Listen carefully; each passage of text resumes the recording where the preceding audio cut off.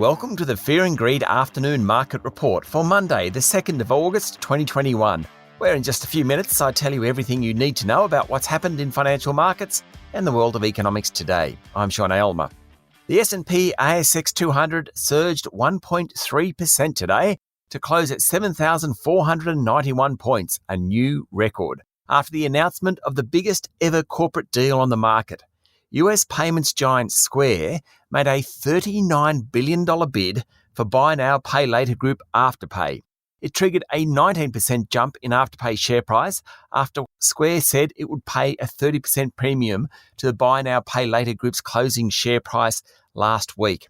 The deal is massive and still has some regulatory and shareholder hurdles to overcome, hence the difference between the 30% premium and the 19% jump today.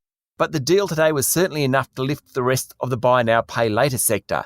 Zipco's share price jumped 9%, Splitit was up 8.7%, and OpenPay and Sezzle share prices both rose 4%. The deal overshadowed another mega merger announced today between Santos and Oil Search, just 3 weeks after the latter knocked back the deal with Santos. The deal will create a very large oil and gas business with operations in Australia, Papua New Guinea, Timor-Leste, and North America. Oil Search's share price rose almost 5% today, and Santos was up 0.6%. The corporate news well and truly captured the market. The technology sub-index rose 6.5%, but indices representing financials, healthcare stocks, consumer staples, and energy companies were all up by 1.5% or more. All the mergers and acquisitions activity triggered some big jumps in share prices. National Australia Bank was up 2.4%, while both Commonwealth Bank and Westpac were more than 2% higher. CSL was up nearly 2% as well, while retailers Coles, Woolworths and Wesfarmers all did well. A notable exception was Telstra, which fell 0.3%.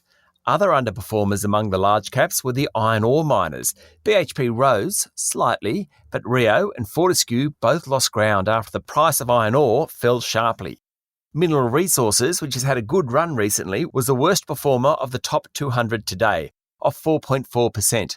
Boral was another notable underperformer, down 4.2% to $6.88, 7% below the level that Seven Group paid to pick up 70% of the stock in recent weeks.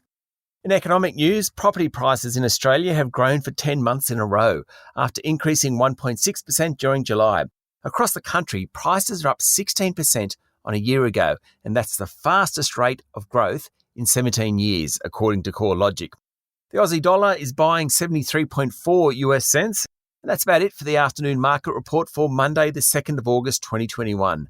Join me tomorrow morning for the Tuesday edition of Fear and Greed, followed by a chat to Paul Monington, head of WPay, Woolworths payments business. I'm Sean Aylmer. Enjoy your evening.